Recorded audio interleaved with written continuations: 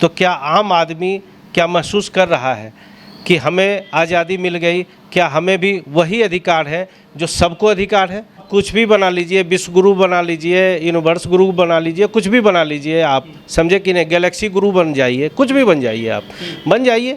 Media में report आती है, मीडिया में छपती है, बहुत बात होती है, लेकिन एक बात बताइए आप कि समाज से डिस्क्रिमिनेशन हट गया? क्या गरीबी अमीरी का भेद मिट गया? क्या कुछ लोग आज भी जब इकोनॉमिक लिबरलाइजेशन के दौर में है, 5 ट्रिलियन की इकोनॉमी हम बनाने जा रहे हैं, कहते तो यही है, सच्चाई क्या है कोई नहीं जानता है। क्या फ़ायदा है ऐसी आज़ादी का? क्या वो महसूस कर रहे हैं कि हम आज़ाद हैं? और फिर वो गुलामी नहीं है तो क्या है? दलितों की स्थिति कहाँ देखते हैं सर आप देश में? सर अभी भी मैं कह रहा हूँ कि जो हमारा दलित वर्ग है, दलित समुदाय के लोग हैं, क्या उनके खिलाफ डिस्क्रिमिनेशन, सामाजिक जो उनके साथ दुर्भावना थी वो ख़त्म हो गई? क्या समाज में आज भी मुख्यधारा में वो है? सिंपल सी बात है। क्या उनको वही रोजगार और वही एजुकेशन और स्वास्थ्य की सुविधाएं मिल रही है? आज उनसे क्या एक्सपेक्ट आप कर रहे हैं? आप यही एक्सपेक्ट कर रहे हैं कि वो हमारे छोटे मोटे काम करें, सड़कों की सफाई करें। आप कहाँ उसको चाह रहे हैं कि हमारे साथ पार्लियामेंट में बैठे? आप कहाँ चाह रहे हैं कि हमारे साथ बैठ के वो देश का नीति निर्धारण करें? कहाँ आप चाह रहे हैं, कहाँ ला रहे हैं इसे वक्त ऐसे लोगों को? नमस्कार, मैं ओमदेव। आज हम हैं दिल्ली में, हमारे साथ हैं सुप्रीम कोर्ट के सीनियर एडवोकेट राजेश रंजन जी। रंजन जी, देश में आज़ादी का अमृत महोत्सव मनाया जा रहा है, चारों तरफ जो है तिरंगा लहराया जा रहा है, अंदर लोगों में खुशी है, लेकिन एक सवाल उठता है कि क्या दलित आज़ाद हैं देश में? वो घोड़ी पर नहीं चढ़ सकता, वो मुँह से नहीं रख सकता, यदि कोई घड़ा छू ले पानी का तो उसके साथ मारपीट की जाती है। तो ये दलितों की स्थिति कहाँ देखते हैं आज आप देश में? आज़ादी हमारी मिल गई, देश हम आज़ाद हो गए। आज़ाद होने का मतलब क्या हुआ? इंडिपेंडेंस होने का मतलब क्या है?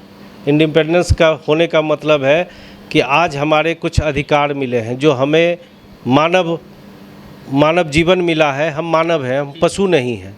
ये पशु नहीं है और मानव है, हम अपने हिसाब से अधिकार अपना समझते हैं। इसका एकमात्र गारंटी कौन देता है? वो देता है आज हमारा संविधान। अगर संविधान नहीं होता तो आज हमें कोई भी गारंटी नहीं देता कि हमारे कुछ अधिकार हैं। ये अधिकार मौलिक अधिकार हैं, जो हमारे फंडामेंटल राइट्स हैं। आर्टिकल आप 14 से लेकर 31 तक जाइए तो 32 तक तो हमारे फंडामेंटल राइट्स है। किसने दिया है? संविधान ने दिया है। हमें ये संविधान ने जो मौलिक अधिकार दिया है, यही आज़ादी का मतलब है। लेकिन सवाल उठता है कि क्या आज इस फंडामेंटल राइट्स का इस्तेमाल कौन कर रहे हैं?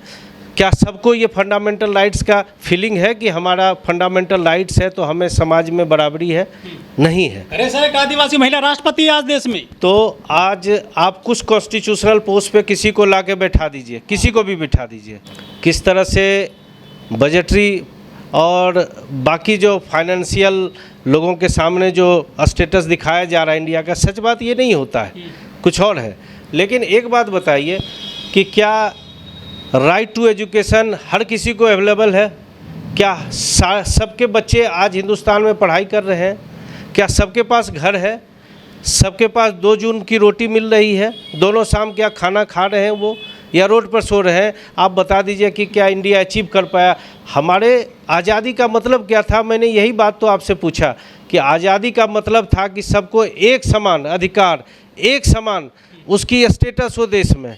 क्या हम उसको अचीव कर पाए? आज़ादी किसी गोल के लिए था। सर, पॉपुलेशन बढ़ जाना बहुत बड़ी अचीवमेंट नहीं है। पॉपुलेशन को देश की उन्नति में और मुख्य धारा में शामिल कर पाए हैं या नहीं कर पाए हैं, ये बड़ी बात है। अगर आप पॉपुलेशन की बात करते हैं और उसको रोज़गार नहीं मिलेगा, उसकी 2 जून की रोटी नहीं मिलेगी, तो वहीं से आतंकवाद पनपता है। आप जो है आत्मनिर्भर बनिए। हम आपको जो है 5 किलो अनाज फ्री दे रहे हैं, घर घर तिरंगे पहुंचा रहे हैं, घर घर जय श्री राम के झंडे पहुंचा दिए हैं। इससे ज़्यादा सरकार क्या करेगी आपके लिए?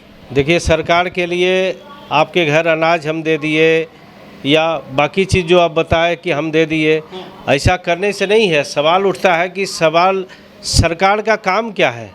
सरकार का काम है कि जो सबसे पंक्ति में खड़ा आखिरी व्यक्ति है, उसके लिए आप क्या कर पाए? मोदी जी ने पैर धोए सफा कर्मियों के। देखिए, मोदी जी पैर धोएं या कुछ भी कर लें, सवाल उठता है कि जिसका पैर धोए हैं, क्या समाज में उसकी वही बराबरी है जो बाकी लोगों की बराबरी है? क्या जो समाज के जो उच्च वर्ग के लोग हैं, क्या उसके साथ वो बैठ पाता है? आप बता दीजिए उसको, ला के कभी फ़ोटो छिपवाएं कि उसके साथ वो बैठ रहा है? क्या उसके साथ सोशल डिस्क्रिमिनेशन ख़त्म हो गया है? क्या कर रहे हैं ये नौटंकी अलग चीज़ है, ये नौटंकी है सिर्फ। ये समाज में मुख्य धारा में लाने का और समानता का अधिकार से इसका कोई मतलब नहीं है।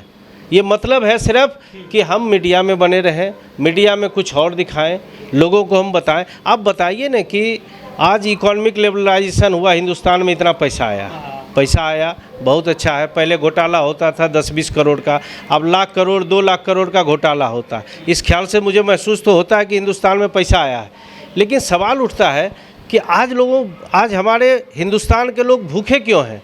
आज हमारे हिंदुस्तान के लोग, उनको जो स्वास्थ्य संबंधी सुविधाएं नहीं मिल रही, उनके बच्चे हाइजीनिक कंडीशन में जी नहीं रहे हैं। कुपोषण के शिकार है गुजरात के बच्चे। फायदा है सिर्फ इलेक्टोरल अपने फायदे के लिए, जस्ट फॉर इलेक्टोरल प्रोस्पेक्ट, आप उनके लिए कुछ एक छोटी सी दे के मीडिया में कोई, अब तो सब क्लासिफिकेशन चल रहा है, सब क्लासिफिकेशन करके आप चाह रहे हैं उनको तोड़ जब एक आईपीएस मिली दलितों को, आप एक आईपीएस तो क्रीमी लेयर में आना चाहिए ना। जो एक आईपीएस बन गया, आप उसको घोड़ी पे चढ़ के शादी करने के लिए आप नहीं दे रहे हैं, तो कौन सा क्रीमी लेयर हुआ वो? जब सोशल, यही बात तो मैं उठा रहा हूँ कि गंदगी कहाँ से आई है? यही बात तो है कि जो सोशल रिफॉर्म जो है, आप कास्टलेस सोसाइटी का ऑब्जेक्ट होना चाहिए। हमारा संविधान है, हमारा संविधान में जो हमारे जो फंडामेंटल ड्यूटीज़ है, फंडामेंटल राइट्स के साथ ड्यूटीज़ भी है, क्या कहता है वो? आप जाइए ना उसमें, आप उसमें देखिए कि कास्टलेस सोसाइटी होना चाहिए। अब सब डिवीज़न कर रहे हैं, कास्ट के नाम पे एक दूसरे को लड़ा रहे हैं, समझे? तो उससे क्या कॉन्स्टिट्यूशनल ऑब्जेक्ट आप पूरा कर रहे हैं क्या?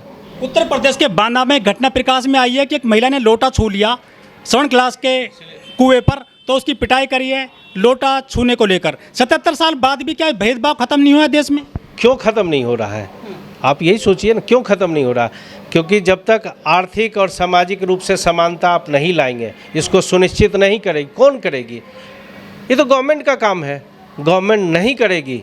जब तक ऐसे वर्गों को आप बराबर में लाएंगे नहीं, जिनका सोशल और इकोनॉमिक स्टेटस एक जैसा हो, तब तक तो ये होता ही रहेगा। और हो रहा है वही। सरकार की खामियां क्या इसमें? सरकार की खामियां है। सरकार ऐसे लोगों के लिए कोई सिर्फ इलेक्टोरल प्रोस्पेक्ट के ऊपर काम कर रही है, वो इस तरह से काम ही नहीं कर रही है कि इनका सोशल रिफॉर्म हो, इनका इकोनॉमिक और सोशल जो स्टेटस है उसमें अपलिफ्टमेंट हो। ऐसा तो सरकार कर ही नहीं रही है।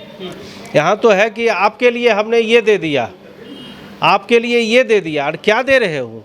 दलित राष्ट्रपति बन जाता है, मंत्री बन जाता है, कैबिनेट मंत्री बन जाता है, एसपी डीएसपी बन गए सर, और क्या चाहिए आपको? एसपी डीएसपी बन गए, कुछ लोग राष्ट्रपति तो एक ही बनेंगे, एसपी डीएसपी कुछ लोगों को बन गए, लेकिन सवाल उठता है कि उनके साथ जो दुर्भावनापूर्ण भावना है वो कहाँ ख़त्म हुई? खत्म तो कैसे बाहर होगी? इसलिए क्योंकि आपको एजुकेशन एक जैसा लाना पड़ेगा, हर किसी को एक स्कूल में पढ़ाना पड़ेगा, एक साथ एक थाली में खाना खिलाना पड़ेगा, सबको एक साथ बैठ के एक पंक्ति में सब थाली लेके बैठेगा। आप देख लीजिए, आईएएस का बेटा भी वहीं पढ़े, ऊंचे वर्ग का जो समाज है वो भी वहीं पढ़े जहां दलित समाज के लोग पढ़ते हैं। देख लीजिए, सामाजिक जो भेदभाव है ख़त्म हो जाएगा तुरंत। सरकार तो आज़ादी का अमृत महोत्सव मना रही है। अमृत महोत्सव किस लिए? जब हमारा आधा जो हमारा समाज है वो आज तक दुख में है, दारिद्र्य में है, तो आप कैसे आप उसको आप अमृत महोत्सव मनाइएगा? क्या जश्न है? जश्न किस लिए? अमृत किसके लिए फ्री? अमृत किस लिए? वही तो पूछ रहा हूँ, किस लिए जश्न? जब आदमी दुख में है, उसको 2 जून की रोटी नहीं मिल रही है, तो किस लिए अमृत महोत्सव? अमृत महोत्सव, बड़े प्रतिभा की तो कमी नहीं हो तो बढ़ेंगे, लेकिन सवाल उठता है कि क्यों कुछ लोग पीछे छूट रहे हैं? तो इसलिए आप देश को समझ रहे हैं। सफाई कर्मी मर रहा सर अभी भी, इसलिए तो कह रहा हूँ मशीन क्यों नहीं बना रहे वो? कि मशीन की बात नहीं है, आप शिविर में वो काम क्यों कर रहा है? आपको तो ये देखना पड़ेगा। आप उसको ला के पढ़ा लिखा के आप आईएएस की नौकरी करवाइए ना, क्यों नहीं करेगा वो? तो सफाई कर्मी कौन बनेगा फिर? सफाई कर्मी की ज़रूरत नहीं है। सफाई कौन करेगा सर? हमारे पास साइंटिफिक एडवांसमेंट इतना है, सफाई मशीनों से होती है, हर कोई करेगा। ऐसा कोई थोड़ी है कि यही वर्ग करेगा जो सफाई का काम है।